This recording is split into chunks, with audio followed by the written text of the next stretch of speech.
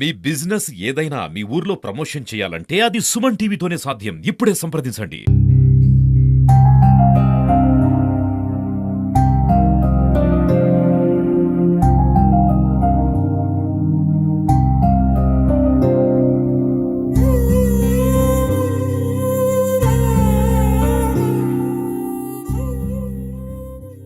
Welcome to Suman TV. నేను మీ సింధు తులసి. ప్రస్తుతం కడప జిల్లాలో 2 టౌన్ పరిధిలో జరిగినటువంటి హత్య, భర్త భార్యని సుత్తితో కొట్టి చంపిన విషయము ప్రస్తుతం మన కడప నగరంలో హల్చల్ లేపుతోంది. ఒకసారి వాళ్ళ అక్క, చనిపోయిన ఆవిడ అక్క ఇక్కడే ఉన్నారు. ఒకసారి ఆవిడతోనే మాట్లాడే ప్రయత్నం చేద్దాం. నమస్తే అమ్మా. నమస్తే. మీ పేరు? నా పేరు ఐషబాన్ అండి. ఆవిడ మీ అక్కన చెల్లినా అండి? చెల్లెలు. మేము 7 మంది, ముగ్గురు తమ్ముళ్ళు, 4 అక్క చెల్లెలు. లాస్ట్ ఆమె ఏడో మాకు అమ్మేస్తాడు, మాకు చంపేస్తాడు అని భయపడుతున్నారు. పిల్లలకైతే వాడికి అప్పగించే సమస్య లేదు. పోలీసు వాళ్ళకు మేము ఒకటే మాట చెప్తున్నాం, వాళ్ళు మాకు న్యాయం చెయ్యాలి. పోలీసు వాళ్ళు మా ప్రజలకు న్యాయం చెయ్యాలి. మాకు మా చెల్లి పోయింది, వాడి ప్రాణం కూడా మిగలకూడదు. మీరు ఊరు తీస్తారా, లేకపోతే మా అమ్మకి అప్పగించండి, మేము ముక్కలుగా నరికేస్తాం నడిని రోడ్డులో. వాడైతే బ్రతకడానికి ఇదే సమస్య, ఇదే లేదు. మా చెల్లి పోయింది, మాకు న్యాయం కావాలి. పోలీసు వాళ్ళు ఏం చెయ్యట్లేదు. 1కి 3 సార్లు కేసు ఉన్నాయి వాడి మీద. బండి దొంగతనం, ఇది వైర్లు దొంగతనం, ఇది పారిపోవడం, ఎన్నో కేసులు ఉన్నాయి వాడి మీద. అయినా ఏం పట్టించుకోలే ఎవ్వరు, పోలీసు వాళ్ళు ఏం పట్టించుకోలే. ఇప్పుడు ప్రాణమే పోయింది. వాళ్ళు కేర్లెస్ చేయబట్టే కదా పోయింది మా చెల్లి. నమస్తే. ఇది జరిగింది మీకు ఎప్పుడు తెలిసింది? రాత్రి 11:30కి తెలిసింది మేడం. 11:40కి. ఎవరు చెప్పారు? పిల్లలు మాట్లాడుతుండే హోంవర్క్ చేస్తుండేదంట. అది ఏదో 1000 రూపాయలు ఫోన్ పే చేసినాడు, సంపాదించుకొచ్చినాడంట. 1000 రూపాయలు తెచ్చి ఇచ్చినాడు. ఆమె ఏం చేసిందంటే 500 చెల్లెల కాడ, అక్క కాడ పెట్టుకుని 200 కూరగాయలు తీసుకుని 300 తెచ్చి వాడిని తాగేదానికి ఇచ్చింది. నాకు 300 తాగేదానికి ఇచ్చిన వాడిని 9 గంటల నుంచి గలాట చేస్తా గొడ్డలు తీసుకొని కూర్చున్నాడు. కొట్టామని పైప్ తీసుకొని కూర్చున్నాడు. పిల్లలు ఉన్నారు, పరిగెత్తారు. 9 గంటలకి అందరు మేల్కొని ఉంటారు. అందరు వస్తే నాకు కొట్టారని కొట్టలే. 11:30కి ఏం చేసినాడంటే మాట్లాడతా ఆమె హోంవర్క్ చేస్తుంది.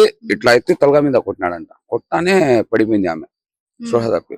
కూర్చొని 3 ఏట్లు కొట్టినాడంట. పెద్ద పాప పరిగెత్తింది. పెద్ద పాప కొట్టానికి పోతే చెప్పులు లేకుండా పరిగెత్తపోయి మా చెల్లెల ఇంటికి వచ్చింది.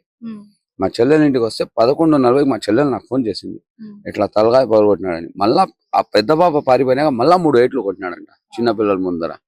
కొట్టేసి పోలీస్ స్టేషన్ పోయి సరెండర్ అయిపోయినాడు. వాడు ఇంతకు ముందు కూడా 3 సార్లు చేసింది. ఇదే రిమ్స్ లో వచ్చినాము, టాబ్లెట్స్ మింగింది, అంతా చేస్తే మేము విడిసేమ్మా వద్దు మా వాడని గిగాయించినాము. ఆమె ఏం చెప్పింది, ఉండని, నాకు పిల్లలు ఉన్నారు కాబట్టి మొగుడు ఉండాలా, ఎన్ని రోజులని ఒకరికి బరువుగా ఉండాలా, ఏమైనా చేసని ఎట్లయినా అన్నట్టు వాడు ఉంటే ఈ కాలం లోకం సరిగా లేదు, నల్లోడో తెల్లోడో ఎట్లో కూడా ఉన్నాడు అని ఉన్నా నేనని. పెళ్లి చేసుకున్నప్పటి నుంచి సతాయిస్తున్నాడు ఆమెకి. అట్లే తాగుబోతు వద్దు అని మా నాన్న గిగాయించి మా నాన్న చేసేసినారు ఆ తప్పు. మాకు ఏం వద్దు, మా చెల్లెలైతే రాదు. వానికి మేము పోలీసు వాళ్ళు అవుతాం, మేము మీడియా తరఫున చెప్పేది ఒకే ఒక మాట, వానికి కఠిన శిక్ష భయపించండి, ఇలాంటి ఉరి తీయండి రోడ్డు మీద, ఇలాంటి వానికి ఏదో ఒకటి చేయండి. ఎందుకంటే మాకు పాప రాదు. వాని వల్ల పిల్లలకి ఎప్పుడైనా డేంజర్. వాడు బయటకు వస్తే పాపని కొట్టడానికి ఏడదాకా తరిమినాడంట. ఈడు నుంచి ఆ రిమ్స్ వరకు అంత దూరం పరిగెత్తినాడు. అక్కడ వాళ్ళు ఏమంటున్నారంటే పాపని పైనుంచి కిందికి తోసేయబోయినారు. తోసేదానికి పోయినాడు. పెద్ద బాబాకి పట్టుకునేనికి దొరకలే. పెద్ద బాబా పైనుంచి కిందికి దొబ్బేద్దామని పట్టుకున్నాడంట. పాప తప్పించుకొని వచ్చింది. నిజమే అది. అతను ఎట్లాంటి వాడండి? ఎందుకంటే పిల్లల్నే చంపాలనుకుంటున్నాడు. వాడు తాగుబోతు మేడం, తాగుబోతు. పెళ్లి చేసినప్పుడు నుంచి ఇప్పుడు దాకా తాగుపోతే.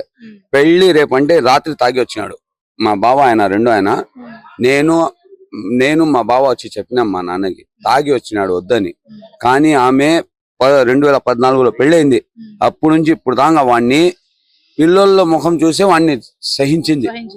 పిల్లలు ఉన్నారు వాడుంటే నాన్న ఒక పూట లేకుండా ఒక పూట అన్నం పెట్టాడని ఇప్పుడు దాకా సహించింది. లాస్ట్ కు ఆమె శక్తి పోయింది, చంపేసేసినాడు. వానికి చెప్తూనే ఉన్నాం, ఆమెకు చెప్తూనే ఉన్నాం మేము, వద్దు వాడు ఎప్పుడైనా డేంజరే, నీకు డేంజరే అని. పెద్ద అక్క అరుస్తునింది, మీరు మాట్లాడిన పెద్ద ఆమె అరుస్తూనే ఉన్నింది, వదిలే అని. చిన్నక్క చెప్తునింది, ఇంకొక అక్క చెప్తునింది, పెద్ద బావ, ఇంకో బావ, అందరు చెప్పినాం. మేము చూసుకుంటామ్మా, వదిలేమ్మా, నువ్వు బాగున్నావు, వాడు ఏమున్నాడు వాడిని మీరు చూస్తే చెప్తారు మీరే. ఇప్పుడు అతను పోలీసులు తీసుకెళ్లారా? 2 టౌన్ లో పోయి వాడే సరెండర్ అయినాడు.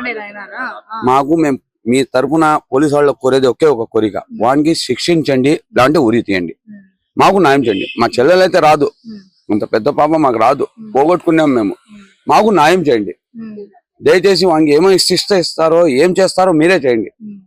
మీ తరపున వాళ్ళకు రిక్వెస్ట్ చేస్తున్నాం మేము, ప్లీజ్ రిక్వెస్ట్ ని యాక్సెప్ట్ చేయండి సార్. ఆయన చేసి మేము ఇట్లా సందులో ఉంటాము, మాది వ్యాపారం ఉంది, మేము 12 గంటలకి మేము ఇక్కడ ఎవరు ఉండము. నైట్ పూట నవాజ్ టైం కదా, మేము నవాజ్కి వెళ్ళిపోయినాము. పాపం ఏమైనా ఉంటే కూడా వాళ్ళు మాట్లాడుకోవాలా, ఇట్లా చేస్తే చాలా తప్పు, అది ఇబ్బందిగా ఉండదు.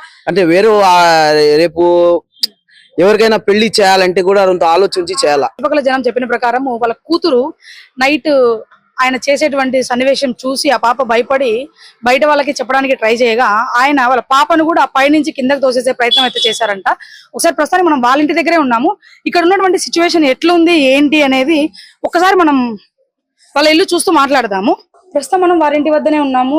పోలీసులు అయితే ఇక్కడ చుట్టుపక్కల వాళ్ళని అడిగి మాట్లాడంగా వీళ్ళు ఇక్కడ ఏమంటున్నారంటే, మాకు అసలు ఇది ఎప్పుడు జరిగింది ఏమేమి కూడా తెలియదు అంటున్నారు. వాళ్ళ బంధువులకు మాత్రమే తెలిసింది ఈ విషయము.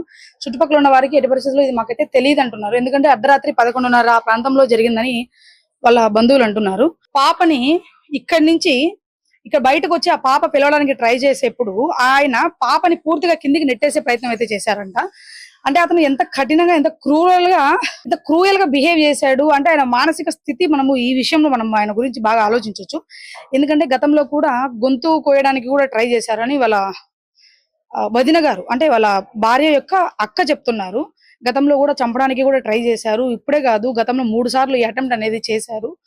అప్పుడు కొన్ని కారణాల వల్ల అది జరగలేదు. ప్రస్తుతం ఇప్పుడు మాత్రం పూర్తిగా మా చెల్లిని మాకు దగ్గరలో లేకుండా పూర్తిగా చంపేశారు అని అంటున్నారు. అంత చిన్న పాపని, ఎందుకంటే కన్న కూతుర్ని ఎవరు చంపుకోరు, కానీ అతను కన్న కూతుర్ని కూడా చంపడానికి వెనుకాడకుండా ఉన్నారు అంటే అసలు ఆయన మానసిక స్థితి ఎంత ఘోరంగా ఉందనేది మనం చూడొచ్చు. వాళ్ళ పిల్లలు వచ్చే పరిస్థితి అయితే ఉంది తొందరలో. వాళ్ళు ఒకసారి వచ్చిన తర్వాత మనకి కుదిరితే లోపలికి వెళ్ళి చూసే ప్రయత్నం అయితే చేద్దాము. మనకు వీలవుతుందా లేదా, మనకు ఆ పర్మిషన్ ఇస్తారా లేదా అనేది ముందు చూద్దాం.